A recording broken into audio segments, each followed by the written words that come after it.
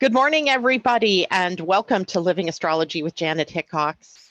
Grab your cup of coffee, got my Gemini cup, or your tea. Sit back and let's chat about what is happening up in the stars. It is Friday, and that means we are looking ahead to the weekend. So we'll be talking about the astrology, human design, gene keys, Pleiadian-Earth energy for today, tomorrow, and Sunday. And as I look ahead, if I had to just capture a sort of theme for the weekend, I would say it is get going, get her done, get busy, make a plan, get back to your routines. And that would all be because the sun tomorrow moves into Virgo. So we'll have Virgo energy pretty heavy now because we'll have Mercury there as well. The moon was just there a few days ago, already sort of preparing us for what was to come. And now the very powerful energy of the sun will be driving a lot of the experiences for us, at least through September 22nd. Also, the moon will start the weekend today in Libra, and that will happen through the day today as well tomorrow. And Sunday will shift into Scorpio. So we have sort of a mixed bag weekend. Now, of course, everybody needs to remember that anytime the moon is moving through Cancer, Capricorn, Libra, or Aries, that it is triggering the planets in Aries and also the planets that we have sitting in the sign of Capricorn. Sorry, I forgot to turn down my phone.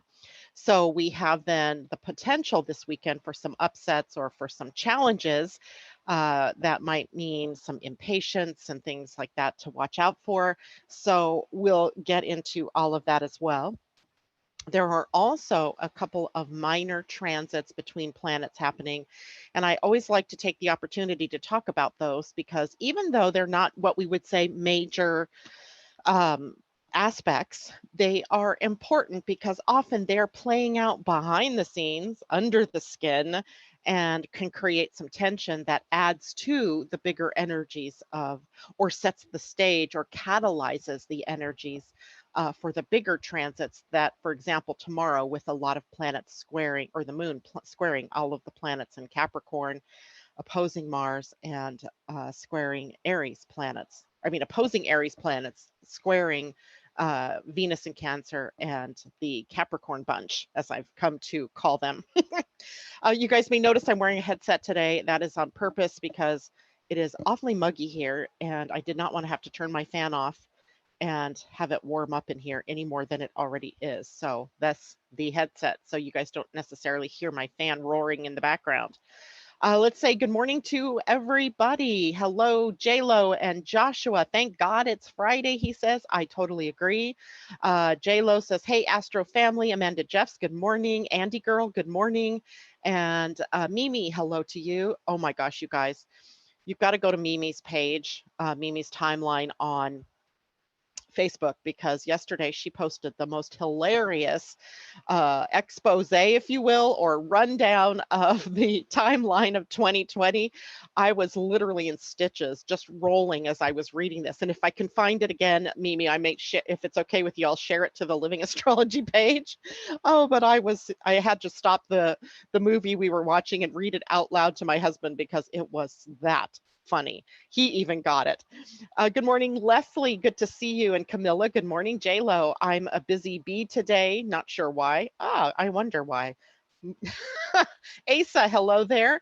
Let me take this time to welcome Asa into the Living Astrology family, as she has decided that she wanted to be my apprentice, and it was a mutually beneficial arrangement that we've made. She will be a lot of help for me during these busy times. And as well, she will be learning human design and learning how to work astrology using the methods that I use. So I want you all to understand if Asa reaches out to you, she's actually doing that on my behalf, perhaps.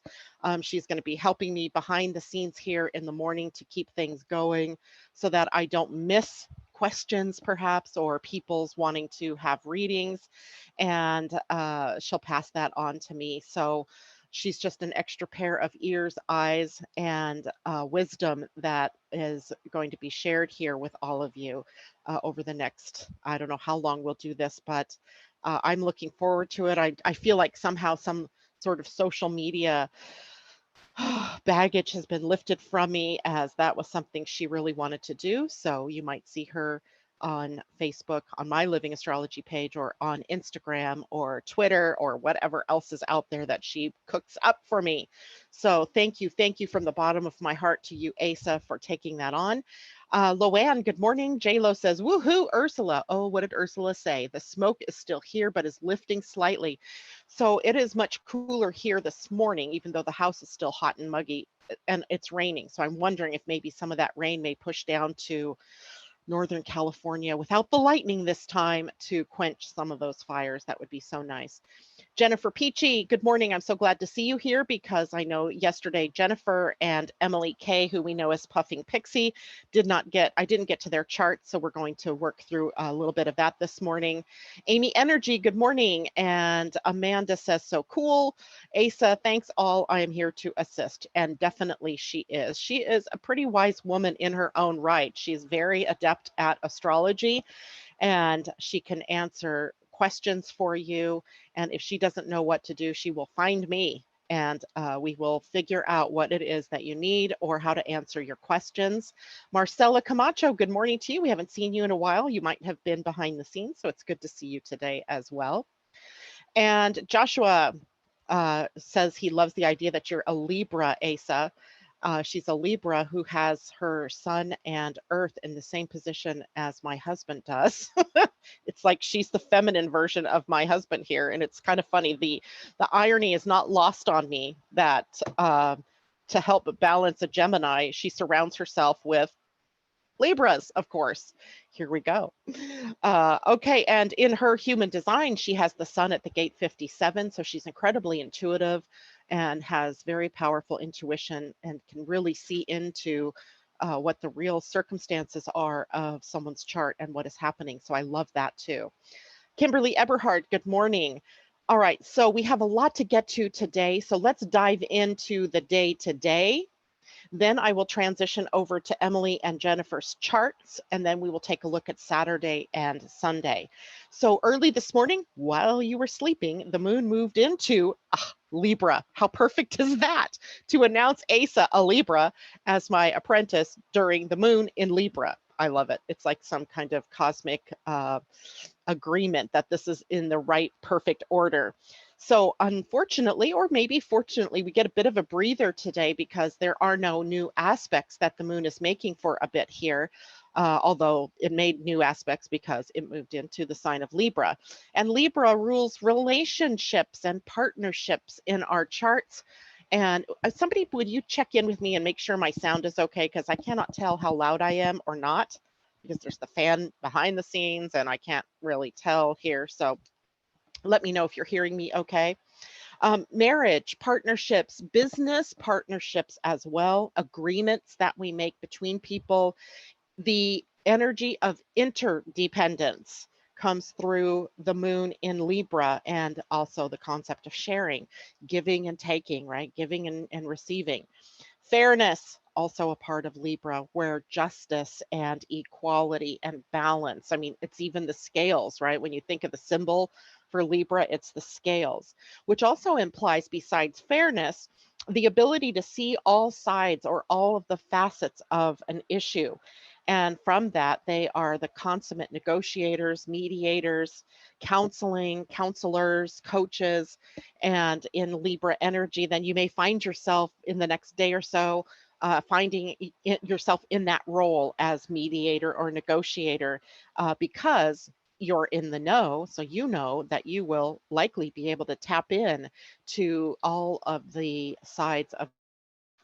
And also then with Libra, we think of harmony from balance, but also peace, and the harmony that comes through beauty and art and decor and the way that we arrange things in our houses, how we flow with energy. So there, Libra has that beautiful eye, right? The eye that can see where things might need to be perfected a bit. In fact, it's interesting because, and this is totally an aside, but for people who have the Black Moon Lilith in Libra, You would the shadow or the fear is the fear of not being perfect, right? There's a perfectionism that runs through Libra as a shadow, which I find so fascinating because I would have guessed originally that that was a Virgo trait or a Virgo shadow, but it is not. It is actually a Libran shadow. And that's because Libra so sees into the harmony of things that even the smallest thing in that shadow that is out of whack or not quite perfect can be the thing that they use, the fear that they have to stop them from moving forward. So if you're looking at what Black Moon Lilith looks like in a chart, let me share my screen really quickly. That's never really very quick, but I like to say that. Um, let me share the screen so you can see what the Black Moon Lilith symbol looks like. Let me annotate. I love it. I can play with these toys. Let's make her pink. And right here is where she is. So she looks like the crescent moon with a cross underneath it. Notice right now she's in this bunch in Aries where we have the Black Moon Lilith, Eris, which I drew a line through, and also Mars sitting between 23 and 25 degrees of Aries. That also puts them in a square to Jupiter and to Pluto. Saturn is still a little far away, but then Mars is ready to turn retrograde in a month, and he's going to move backwards across these ladies and trigger shadows and discord and fear. And so we'll be wanting to watch out for that as we move through the next month or so. So if you find Black Moon Lilith in your own chart, then you'll know whether you have a Libra, Black Moon Lilith, or not. And I don't mean to bring that up and then leave you hanging. Maybe someday we'll go through the Black Moon Lilith again and go through each of the signs. But if you have a Lilith in Libra, then likely perfectionism is an issue or a shadow of yours that you might be even triggered with this particular weekend. Teamwork also is a Libran trait. Collaboration, cooperation, and co-creation. I always think of Libra in the 3 C's, those 3 words that really have the spirit of Libra and teamwork, where we work together to create more than we could just by ourselves.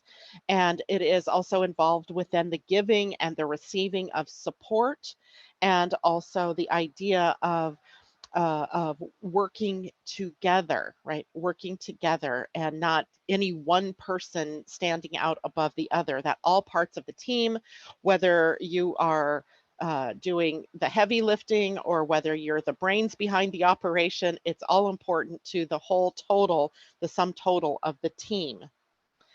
The moon in Libra is also very sociable and has a real knack at being tactful and diplomatic in dealing with other people. They like to get along with others. It's like, can't we all just get along? Might be a mantra for the moon in Libra. So this weekend would be about being companionable, being together without rancor, being able to have conversations that are uplifting and that are where you see every side of, you might be able to see the side that someone takes that you don't normally see.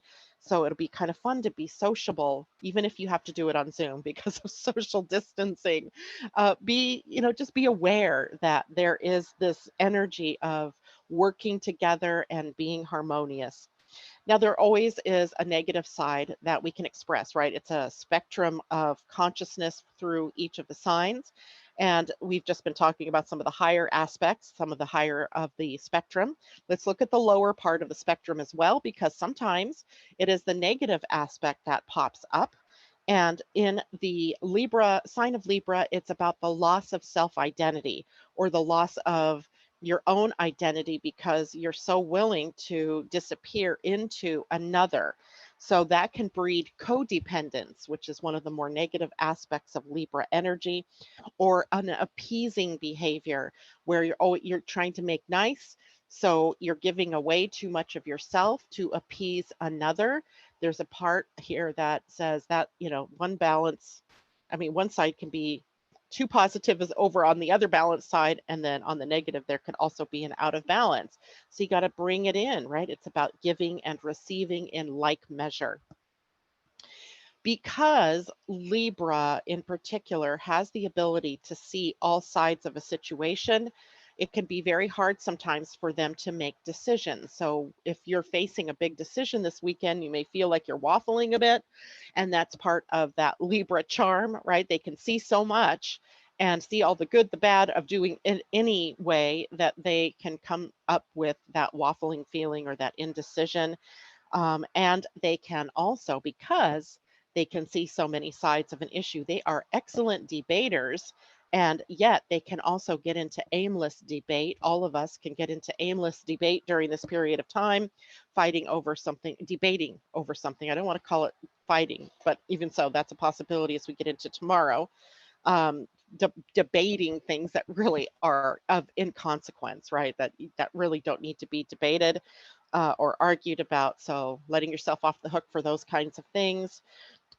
In the body, Libra rules the adrenals and the kidneys, and the kidneys are where the adrenals, they sit right on top of it and just behind them. And the adrenals are, of course, responsible for all the stress hormones, the cortisols, and they can be overactivated. And when they're overactivated, it can stress the kidneys.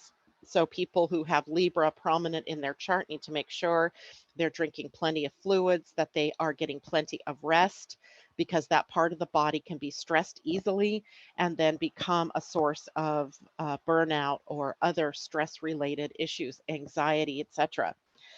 Diabetes, interestingly enough, is also a body issue with Libra energy. Another reason why maybe I surround myself with Libras, keeping me down in contained. Okay, so questions or comments about that, you can leave that in the comment boxes. Let's look at the two minor aspects of the day. Today we have Mercury in a sesquiquadrate. You can write that word down, sesquiquadrate, or a minor square. I don't know why it's called a minor square. It is really a 135-degree relationship between planets. So it's the 90-degree square plus 45 degrees more, a half a square.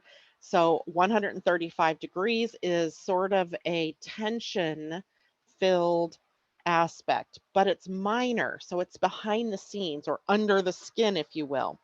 So this sesquiquadrate is between Mercury and Jupiter. As you know, Mercury is about communication and speech and the mind and our busyness, right? How busy we get, or transportation, etc.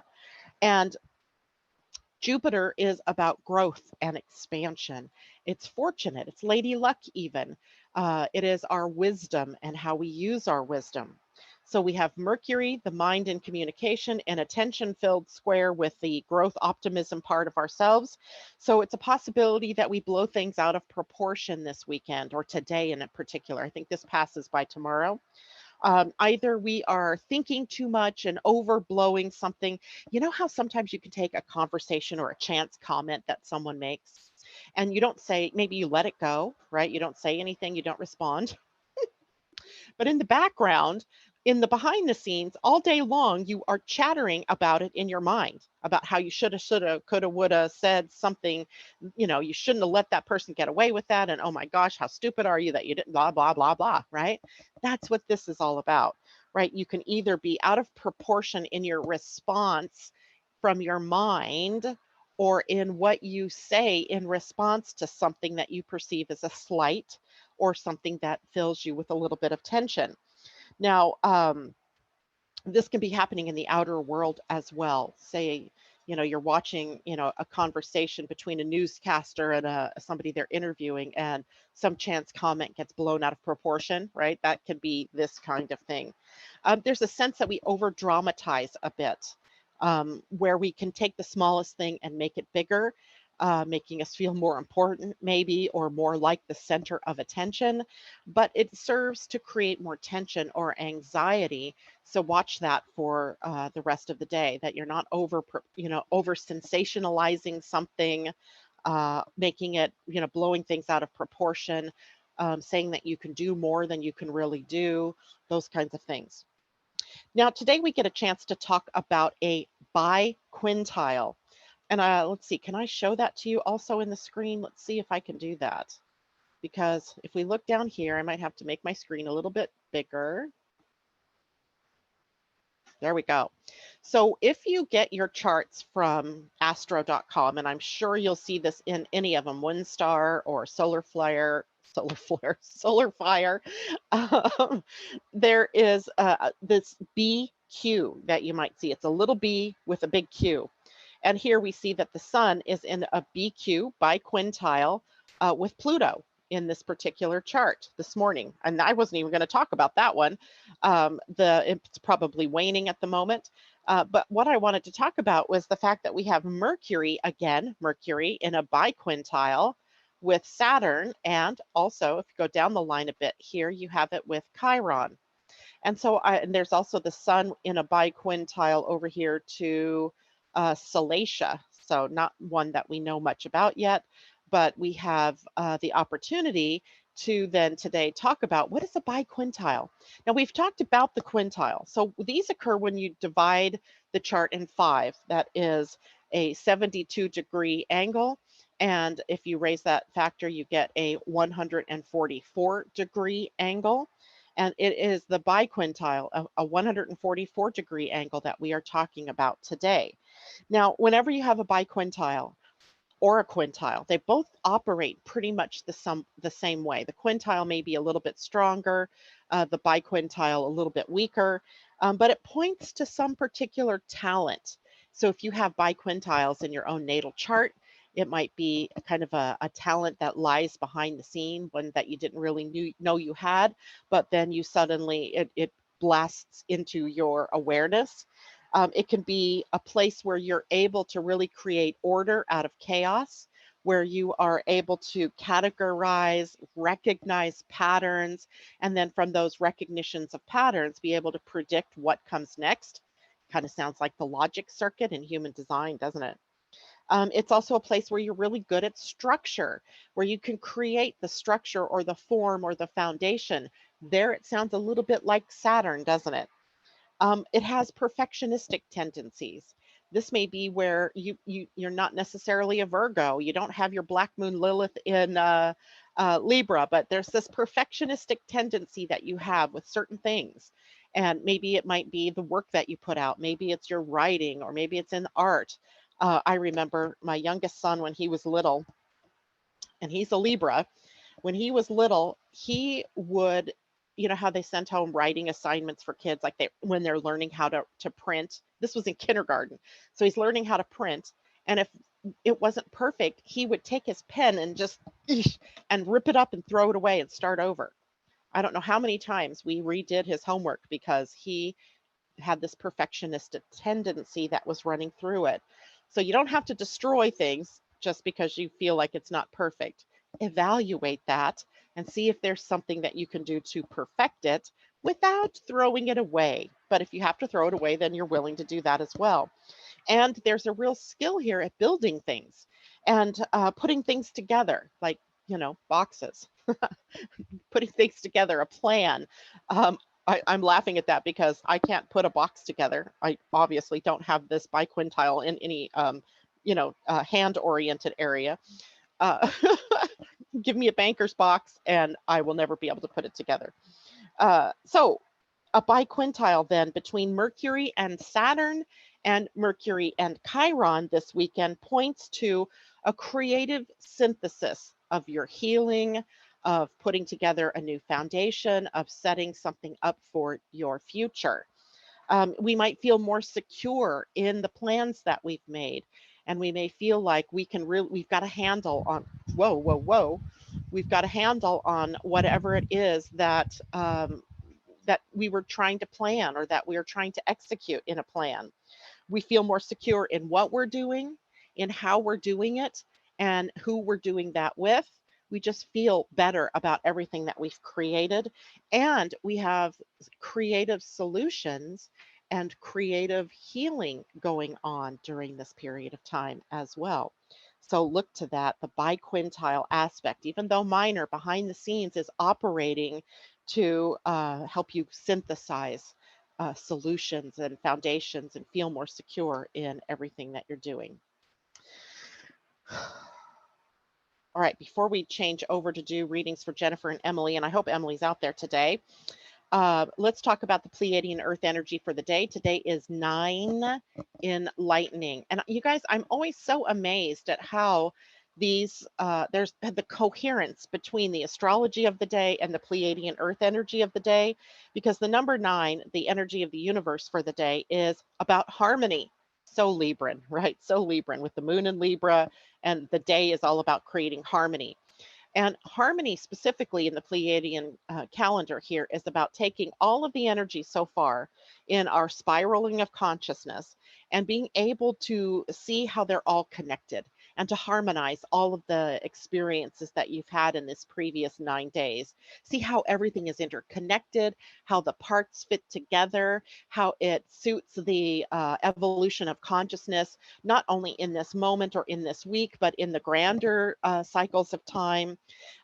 It is a very peaceful kind of day that is breeding the spirit of cooperation, co-creation, collaboration. Where did we just hear those 3 words? And in this day, we learn that harmony follows the heart, meaning when you are following your heart, then that is the pathway to harmony, right? So following your heart brings you harmony. Harmony comes when you're following your heart. Makes sense, doesn't it, right? Enlightening is the very last day of the 20-day or earth signs. In the Mayan calendar, that was Ahau.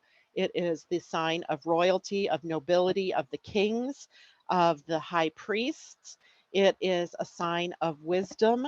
It is a sign of being able to see multiple perspectives at once, all in one time, that then allows social progress, because we can see that this is the way that the world is unfolding, that it's politically, it's so interesting to me to watch what's happening, because you have the old guard here, and the words that they use to talk about the youngsters is, oh, they're socialists, or they're progressives, or they're liberals, right? They try to disparage their forward thinkingness and make it something that most Americans would find unpalatable, right? Socialism, we're all sort of freaked out about that. But I can guarantee you that the energies that are coming up for the years in the future here are very Aquarian, and it is Aquarian energy that is sort of more liberal. It does have conservative times. It's also more progressive, and it's also more about humanitarianism. So here in enlightening energy, we are able to see how social progress can happen when we marry the best of the past to the best of the future, and we move forward that way. So if we can elevate ourselves, our thinking out of polarization, we can really create a peaceful new way of being together in society. Um, I'm not sure that we're quite ready for that, but hopefully we get there pretty soon. Okay, thank you, Asa. And so as we're looking ahead, then that more progressive leaning energy will become more and more prevalent here on the planet, and in our politics, in our governments, in our institutions as time goes on. So we're kind of getting to see how we can participate in that without making it a polarizing deal, right? Without it dividing us, right? How can we see where we can move forward? That's about what this is about today. Okay, so we are going to take a look at only 3 charts. I'm going to do Emily's, Jennifer's, and I see that Ursula has just requested that. That is all I have time for today, because it's already 8:30, almost 8:30. So I want to look right now first at whose was that? Emily's, Puffing Pixie. Puffing Pixie, if you're out there, let me go see if I can find you. Da, da, da, da, da, da, da. I'm not sure. Maybe Asa, you can see if she's out there. There she is. I see her. I'm here. Good morning. Okay. So Puffing Pixie, if you wouldn't mind, you had asked for us to look at your human design chart, which I have here. And I'm going to share that right now. In the meantime, would you tell me what it is specifically that you wanted to know about that particular chart? So let me bring that up for the moment. All right, so we're looking at your chart. So you are a generator. You have a lot of energy here, girlfriend, with only 2 open centers, but they can be troublemaking spots. So maybe I'll address that while I'm waiting to see what you really wanted to talk about. So in human design, there are 2 pressure centers. One is the head. And when the head center is open, there's always this feeling of pressure to answer questions like how, when, why, can you prove it? And in that questioning process, you attempt to align yourself to answer those questions, even though they're not your own. Now you have a defined head. So the defined head center here creates pressure still, but the pressure is to answer the questions that are coming up from the gates that are connecting your head to your ajna, and that happens to be the 6447. This is the gate of confusion, and the gate 47 is the gate of I like to call it the gate of the epiphany or the aha. It is a very interesting channel because for you, Puffing Pixie, Emily, lots of information may be coming in at all times, right? You're open to that. And when that information comes in, it can be very confusing. It can be a source of a lot of confusion for you to sort your thoughts or to organize your thinking patterns. And you can get caught up in forever a thinking, a mind circuit, I call it, or the mind circus, if you want to call it that, of going round and around and around trying to answer questions. And the questions may very well be coming up from your mind, but know that this is exactly the reason why we are not designed to make decisions from the mind, because it's got confusion here. It's got awe and wonderment here. It has doubt here. It doesn't sound like a very good place to make decisions from, and indeed it isn't. Your channel here of do they call it the channel of confusion? It is called the channel of abstraction. But honestly, this channel can sometimes succumb to what we call stinking thinking, where your mind gets caught up in maybe a negative spiral. So you have to be very careful of what is in your mind at all times. What are you focused on? Because what you're focused on is what you are creating. And if you're focused on chaos and confusion, guess what's being created? Chaos and confusion. And you also have turbulence, a gate of turbulence in your chart, gate 36, that's hanging, which means that at times with planets that transit across 35 or people that you come into contact with that have the 35, you may sometimes upend your life or go out thrill seeking or be restless and bored enough to do things that are not necessarily positive or the things that you were meant to be doing. You may be a little bit impatient, and impulse control would be very important for you here. Interesting. Let's see what planet sits that 36. It is the Earth. Ah, chaos, chaos, chaos, right? It's one of your evolutionary impulses that takes you to impact in your life. So you want to make sure, because changes that you go through are impacting others. And you also carry the 3-5 profile, the martyr heretic. It is the most trauma drama profile in all 12 profiles, because your life is experiential and you're often the karmic mirror for others, and in which case they can sometimes project their own stuff onto you, and you end up in, the blame karmic shame game. So be careful for that. The two open centers here, the root center here is a problem with maybe overcommitting yourself to things. Overcommitting yourself is likely a problem when it comes to the gate 29 here, where the sun is this week. You're saying yes to too many things, saying yes to the wrong things. So a real need for you to understand how to use your emotional authority, saying yes to the correct things with clarity over time. Clarity over time. And when it looked like a question that Asa just said to me, your natural talents and your career focus and all of that, these are things that I'm not going to go into with this chart because that's a more detailed reading. But I will tell you this: you are here with the energy of speaking and sharing the light.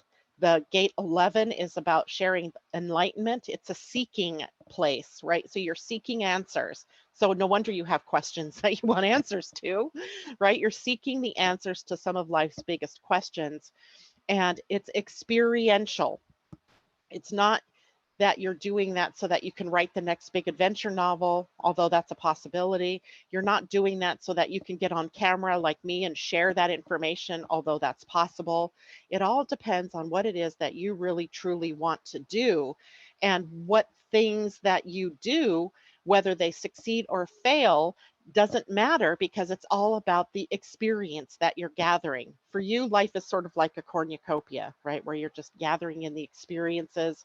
I now know one more thing that I didn't know before. You might likely be a good card reader, oracle reader, speaker, teacher, coach, because you see you've got these gates here that sort of make me think of the teacher. You have the gate of clarity or intuition here, which Asa also has. The gate 57 is your Pluto, so you might hold some transformational sort of messages for people that come out in the right place at the right time with the right people. You're also a storyteller or a story keeper. But you got to ask the question, Emily, what story are you telling? Are you telling it with an invitation, or are you just regurgitating stories over and over again to people out there in the world? The highest use of that energy for you is about sharing your experiences with the people who want to hear about it. That means waiting for people to say, Emily, tell me about your life. And then you get to tell people about your life, right? Through story. So that might be through storytelling orally or storytelling through writing. So either way would work out well for you.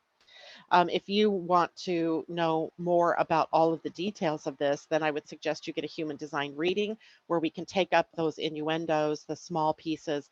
Remember, emotional authority is clarity over time. You never say yes to the big things in life in the moment. You wait for clarity over time. Hi, kitty. And then you will make the correct decisions for you, right? It's almost like your emotional field will align you with what is right, what is correct, what feels good, what is true for you, what makes you happy and what makes you joyful. All right, so there you have that. The other person who had wanted a reading was Jennifer Peachy. Now, Jennifer, I never did see whether you wanted a human design or astrology. So could you maybe point that out to me? Jennifer, I saw you out there. So maybe type that in there so I can get the message. In the meantime, I'm going to pull up your astrology chart because I suspect that's what you wanted in the first place. And if not, we'll pull up your human design chart. And let's see, Peachy, just checking for your chart right now. Jennifer, there you are. Astrology, good. Thank you, Asa. So helpful to have you out there doing that. I cannot even tell you. So let's see here, natal chart and transits. So Jennifer, here you go. Let's make this a little bigger. Actually, I'm going to make this a little bit smaller so we can kind of see. No, back. Here we go. So Jennifer, do you have a specific question about your astrology chart right now? A special area of your life that's particularly interesting for you? Something that you want to hear about here? Looking at this chart, you have a packed 12th house and a packed first house. Not much action happening over here, but on the opposite side, we have the planet Uranus in Taurus. And this is in your 6th house at the moment. So about your work, perhaps, how you're serving through giving of your gifts and your talents. And you're just past your Uranus opposition point. So it must mean you're in your low 40s, your early 40s, maybe close to mid 40. Yeah, 46, maybe 45. And at this point, then, it looks to me like you are ready to choose the work that you want to do, something that's really meaningful to you. It feels to me almost like that maybe you've been in some kind of healing mode, whether that was body healing, it might be because Taurus rules the body, or some kind of deep soul work that you've been doing, and you're emerging out of that at the moment. So now it becomes this energy around looking at your health of your environment, of the people that you surround yourself with, where you work, etc. And I just saw from Asa that you're looking at relationships. Well, at this moment, the 7th house of relationship is not being triggered, nor is there anything here in the first house that is triggering that. The focus seems to be on maybe some romance. Are you looking for romance or creativity in your life? Mars here is in a square now to those planets in Capricorn over here, and that is putting them in your third house. I think you need to look to the mind.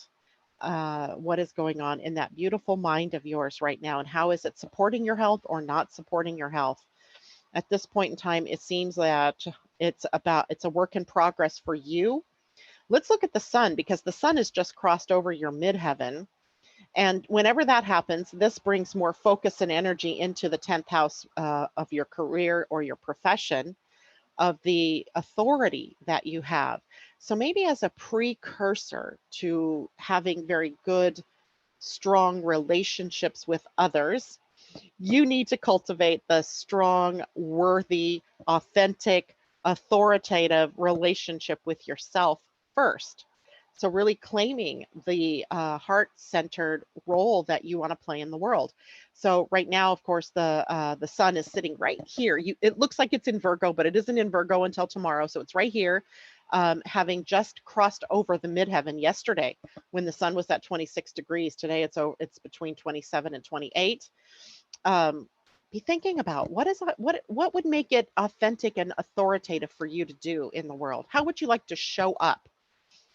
Showing up in the world is the most important thing that I think you need to focus on right now. All of the rest takes care of itself when you know who you are and when you're willing to live your truth and be authentic. I hope that makes sense for you, because really, as much as you think that your focus might be on relationships, it's not quite there yet. It's coming. You can see that this North Node is transiting through Gemini, which is going to eventually conjunct your South Node in Gemini. There's nothing yet coming this way into Gemini. Uranus will eventually move up through Taurus and be across your descendant. That won't be until next year. So at this moment in time, it's really the you show. It's all about you. Get up on that pedestal and really make yourself the thank you. Let's see. Let's share my screen. Shoot. There we go. Now you can see my screen. So up here, this is the part where we have the sun and Mercury at the midheaven, and focusing energy here into the 10th house where your part of fortune is. It's not there yet. The sun isn't hitting that yet, but it will in the next month. So the part of fortune is where you find the most joy. The most joy you find is likely in some kind of healing, some kind of work in service. And that's what I want you to really focus on. Over here, what I was saying, which you couldn't see, but there's not much going on here in the 7th house of marriage or partnership. There is stuff going on here in the 5th house, but what's really going here, it's dredging up some wound, some pain in being able to be creative or in being able to be in a loving romantic relationship. And Mars here is now just moved into the 6th house, again, putting focus on healing and work, the environment that you work in. So there's a lot more going on here than just relationship. And I think it's all about the relationship of you and you raising your own authority and your own strength out there in the world first. Then that becomes a magnetic force to bring into you the people that match that vibration. Right now, I think your vibration isn't quite, you're trying to empower yourself. Maybe that's the best word, through self-love, through self-healing, through self-discipline, self-mastery. You could go on and on with the selves here. Self-acceptance. Work on that, and the rest will take care of itself over the course of time. All right. Sorry about not sharing the screen there right away. Okay. So Ursula, what was it I was looking at for you? Was this your astrology chart, or was this your... Yes, Jennifer, exactly. If you can't, if there are people around you that you cannot tolerate, that's a clue that they're putting out the wrong vibration. You're getting ready to move up, and they're not doing that with you, or if they haven't chosen yet. You remember yesterday we talked about the 1/3 that are willing, the 1/3 that are unwilling, and the 1/3 who have already started the process. Well, you might have surrounded yourself with the unwilling, and it's time to get to the people who are willing. They're willing and ready to make the changes and raise the vibration. So cool. Okay. Ursula, I want to go back to Ursula because I know she wanted me to look at Pluto, wasn't it? I would love an astrology. Please look at Pluto as I'm concerned with fire near me. And at the same time, I sense ET communication with me coming in and I'm ready to step up. Okay, so Ursula, let's take a look at your chart. So nice to have a name like Ursula because I don't have you're the only client I have with the name Ursula. Also with the last name O'Farrell. So no matter how I search for you, I'd find you. All right, let me make sure I share the screen. So Ursula, here's Pluto down here. Let me see if I can bring this up a little bit. So Pluto down here, sandwiched right now between Jupiter and Saturn, and in Capricorn, later degrees of Capricorn, in what looks like Pluto is right on the border here of your 4th to 5th house. So I don't think I think the fire around you is about the fire of creativity. I don't think that this is the fire of immolation or of death or destruction, although that's a part of what's happening, right? Fire has the ability to destroy and then allow space for what comes next. You know, it was amazing to watch after Mount St. Helens, the volcanic explosion and fire and, you know, all of the pyroclastic flows and how quickly the forest rebounded after that. Same thing in California or even here in Washington and Western Canada, where we had fires over these last several years, really big fires. And you go back and you see how beautiful they are coming back. Fire has a history in the West Coast here. It does. It's a part of the death process of a forest in order to regenerate the forest. Some trees even cannot really propagate without fire, right? It takes the heat of the fire to pop open the cones so that the seeds can fall out, so that new growth can occur. So part of the healthy ecosystem is fire.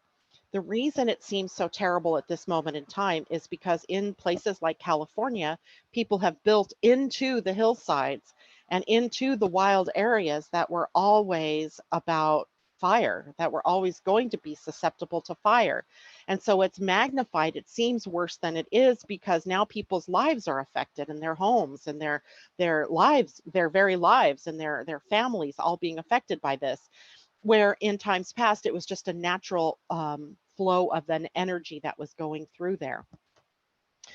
I'm not saying that there aren't other man-made reasons why this has happened, but you literally have nothing to fear from this, Ursula, because this is a process of you getting ready to be more creative, to express yourself in the world in a new way. And Pluto's, relatively speaking, a generational planet. It's not personal. It's collective, it's social. It has to do more with the collective than it has to do with the personal. And so we have this collective change that's going on, and fire is unfortunately just a part of that, as the very earth herself is going through a process of heating up and cooling down. Remember the symptoms we talked about yesterday of ascension or of this solar plexus mutation that's ready to occur. And part of it was, you know, inability to regulate temperature, overly hot, overly cold, right? Extremes of temperature. The earth is a sentient being. She is also showing us the same signs and symptoms. I do not think you have anything to worry about. But I do see that likely the trio here, or the quadruple, you know, energy of Pallas and Jupiter and Pluto and Saturn, and even little Triclo in there, they're all moving this direction. Oops, I can't draw an arrow because I'm not in the annotation screen. So let's see if I can do that real quick. I have it already. They are all moving in this direction, right? And over time, even Pluto is going to dance into your 5th house of creativity, love, and romance, and out of the 4th house right now that seems to be affecting your home. I honestly don't see, and I'm not going to say that fire might not ever affect you because you live in Northern California. And it's always a part of the Californian experience. I grew up there. I was born there. Every year we had the Santa Ana winds that blew, that started fires, or we had, you know, heat that came in from the deserts that started fires. It's been a process of that state forever. So it's not unnatural. What's unnatural about it is people have moved into territories where before there wasn't life that was needing to be preserved, and it was just a natural part of the forest. So the natural part of what you're experiencing right now is a creative surge. Now, for a while, let's change colors here. For a while, the next month or so, you're going to have the Sun and Mercury in your 12th house. And this is a trigger often to fears, right? Unspoken fears, the deeper, deep down fear we have, the secret fear, the hidden, what's been hidden from us, or what we hid, squelched, pushed down into our deep unconscious, comes up to the surface because the sun is shining a very powerful light here. Mercury bringing it up for words, for expression. And you have that going on at least through the next 3 to 4 weeks. And one by one, it's going to hit the planet Uranus in your chart, and your natal Pluto in your chart, and your natal Sun. So you are maybe bringing these things up so you can release them, right? The fear isn't real, false evidence appearing real. And even if the fire seems real to you, get out of the way of it, right? Take your precautions and do your due diligence, but don't spend much time in the worry of it, because the worry of it energizes it to you. Instead, focus on your creative energies. And you are also, I might just add, very close to your Saturn return. And maybe not now, but in December and on into the next months after that, it'll be time to start pruning away, letting go of things that no longer serve you. And maybe a part of your unconscious is sensing that as well. And what might you have to let go of that maybe you're holding on to a little tightly. So I really don't see anything for you to fear, but I see that you are dealing with fear. So, and, worry, a little bit of anxiety. All right, I hope that helps. I'm going to march myself over here to Facebook, to YouTube. Any questions about that? Just contemplating big change. Okay, there we go. J-Lo, thank you very much for that. Question, could this all keep me calm because I believe I see an air trine and a water trine in my chart? Maybe that's why I'm calm with the craziness in New York.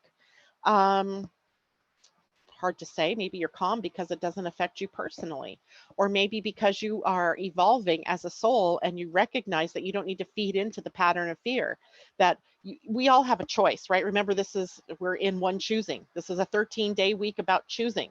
We can choose to feed into the fear, to resist the changes, which then creates more of that, or we can just choose to go through with the evolution and see where it takes us, to be open-hearted, to watch our thoughts and to watch our words, and to really be aware of that. And maybe that's what you've become much better at, so things aren't bothering you in the same way as they did before. So there you have that. And exactly, Asa, thank you for saying that for her. That's awesome. Okay, now let me get back into, Asa, just let me know if there's anything else big I missed that I need to address. But that is the end of the readings that I'm going to do today. Just as a reminder, I've switched the schedule up a bit so that I do readings mostly on Thursday now, because I feel rushed to get out Friday, Saturday, and Sunday for everybody, as well as do card readings, etc. So it's more difficult for me to do that.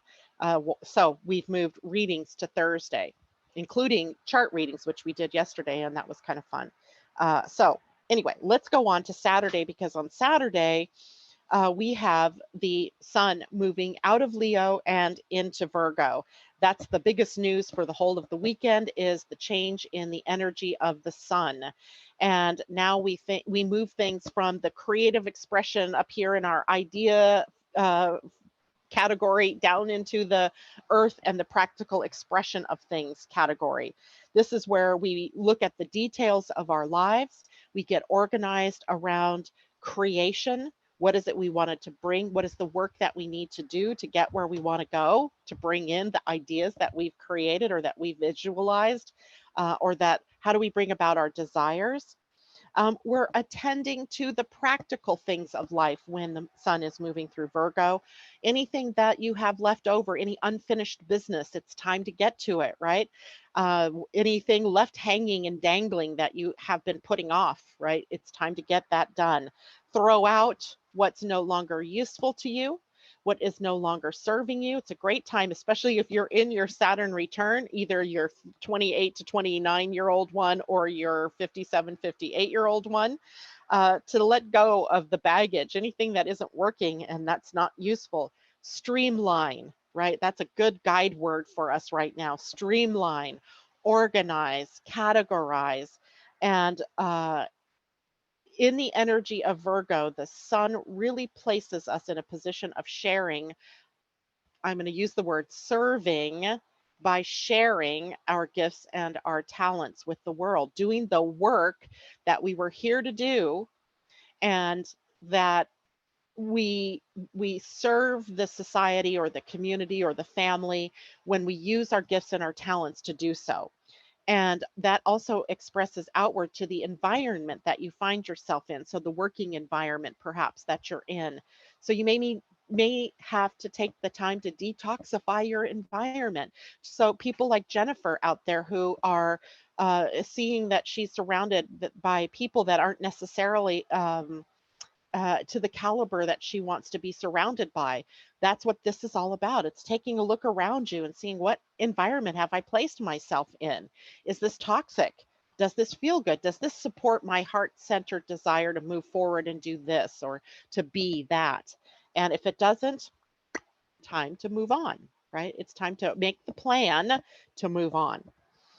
Serving by sharing of your gifts and talents. Here for us in the Northern Hemisphere is when summer's irregular schedule turns back to the routine, right? We get back to business, we get back to basics, we go back to school, and we are in however that's going to happen for the kids around the country or college students around the country. It's getting back to the routine of the day. It is also for the period of time that the sun is in Virgo to focus on your health, focus on your body. I was just sitting, before I even thought about this morning, I'm thinking, I got to get to the dentist. I've got to get my my usual checkups done that I haven't gotten done yet because, you know, COVID sort of sent everything back in my schedule. So it's a great time now to focus on getting those routine things done. I'm going to call the girl that does my hair so I can get my hair done. That's another one of those routine things that got disrupted during this whole COVID thing. And now I can get back maybe to some kind of routine. Now, Saturday, of course, the moon's still in Libra the whole of the day that the moon will be in Libra. But here we have a sort of balancing act that's going to need to be made, because the moon and our emotional self is around harmony and balance and peace and being in relationship and loving energy. But the connections to planets that the moon will be making is a square to Venus in Cancer, a square to Jupiter, Pluto, and Saturn in Capricorn, and an opposition to Mars in Aries. Not exactly things that promote peace and balance and harmony. So we may have to work a little more this tomorrow in particular at being peaceful, at creating a conflict-free or confrontation-free environment. And that might mean if you're surrounded by people in the moment that are contrary and you find yourself being impatient or snippy or feeling that emotional anger rising up, get out. Go for a walk, separate yourself from that energy, use it in a productive way, right? Rather than creating, you know, rancor or upset or conflict, do something different, be productive in a different way.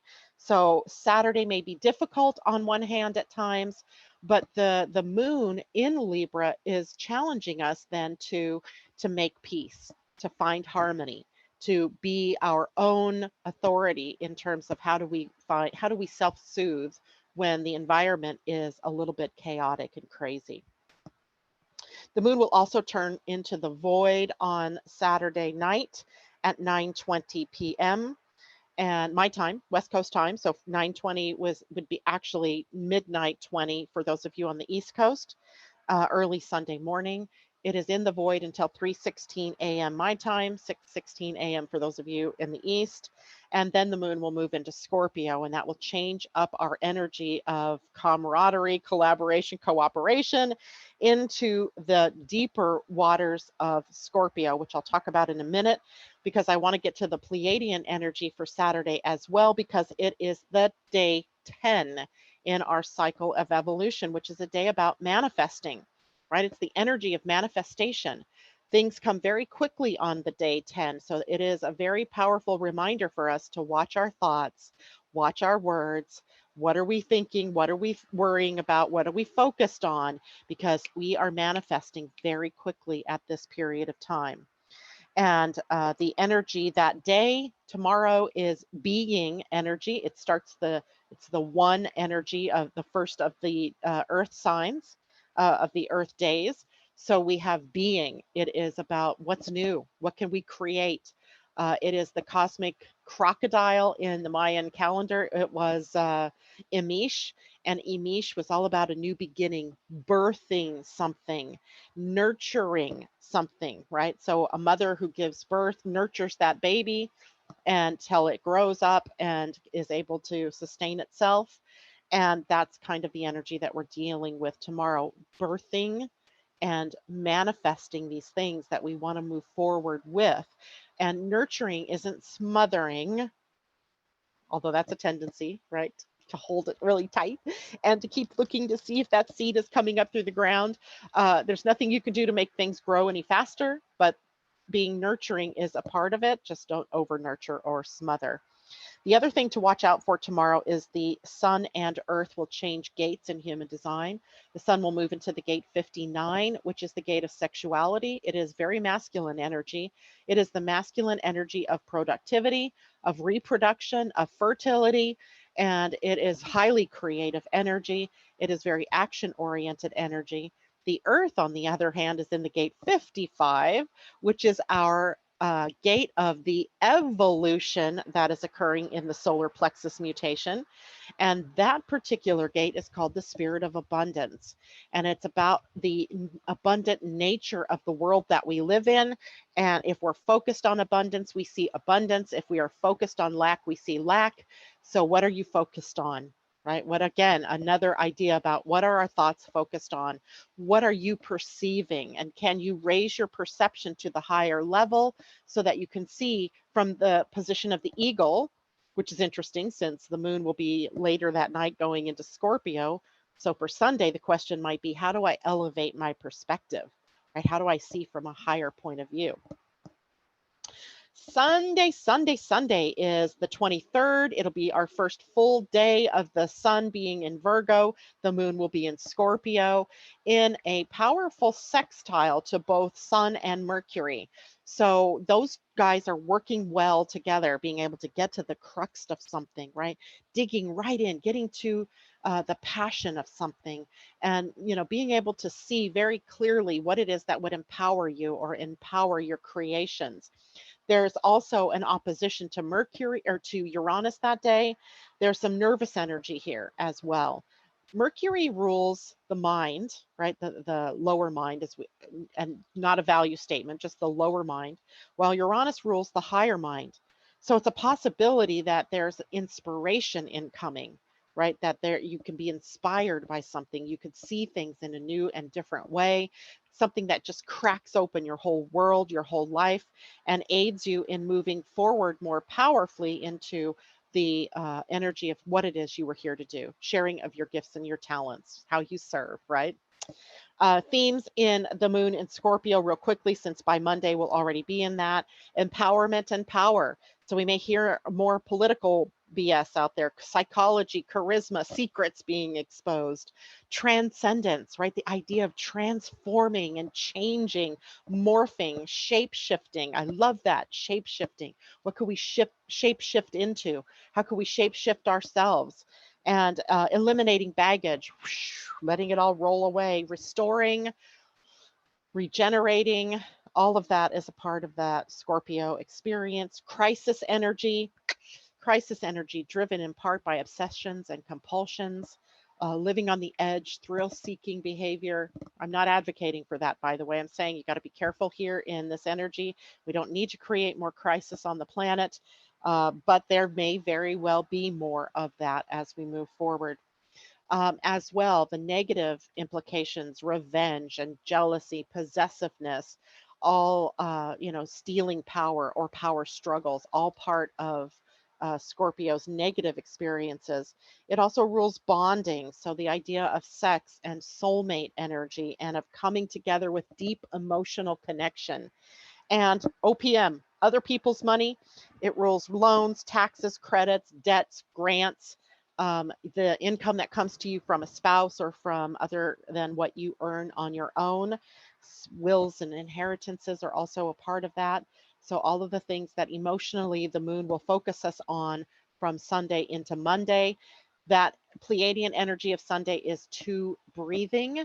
2, duality and polarity. Again, we get to look at again how it is that we, no, it's not, it's 11 being, sorry, I reduced it numerologically to a 2. It's illuminating breathing. So the 11, of course, the spotlight, the shining of a light on something. And what is it shining a light on? It's shining a light on new ideas. Breathing energy can bring us into contact with other points of view, with new ideas, with new innovations. It can show us where we've been stuck and where we need to move on. And it can be, it can feed into a bit of the conflict on the planet, but we can actually just, if we're shining a light into something, maybe it will dawn on us where we have been dealing with duality incorrectly, or where we've been dealing with polarizing energy incorrectly, and we can raise our vibration there. All right, I got all of that out. Let's go back here. Asa, is there anything that I really need to focus on? Good. Okay, let's look here. Asa, don't forget to hit like. Thank you very much, JLo and Asa, for bringing JLo's comment up. Don't forget to like and hit subscribe. Ring that bell. The little bell next to the subscribe button will let you get notifications. Don't feel like you can't share either. If sharing with your friends, sharing in your social media, all very much appreciated. Thank you very much. And I think that is it for me. Ursula says, bootstraps, I can do this. We have packed our go bags in case the wind turns. Indeed, right? It's about doing your due diligence, but not being into that. Prepared, not scared. Perfect, perfect, perfect. Cosmic Calibris, hello there. Sun and Mercury are on the 12th house, the house also of the collective. What happens when I have the sun in the 12th on my NC? All I can say is any time a body, especially the sun, is moving through the 12th house, it's shining a light into the deeper places. It might be spotlighting where it is that you're self-sabotaging. It might be spotlighting your fears or your limited thinking, where you're in bondage in some way, where you haven't yet brought yourself into some kind of boundary or form so that you can actually express your true self out in the world. So there's a lot going on. It gives us relatively easy access to our subconscious. We just have to choose to go there and look deeper without being victim or being the martyr, or in any way blaming others or for our situation. So looking deeper into the source of any issues that you're experiencing, any beliefs you have, any patterns that you're living out, so that you can love those and let them go, right? And move on into the light of the first house. All right, so that is it for me. I'm so glad that you all were able to join us this morning. Asa, thank you so much for helping me moderate all of this. Thank you all so much for joining me. Have a wonderful weekend. Remember just to stay cool. If things get a little out of hand with people in your life, walk away, get productive. Sun in Virgo now, get those cupboards cleaned out. I'm cleaning out my refrigerator. There we go. Take care, everybody. Have a good weekend.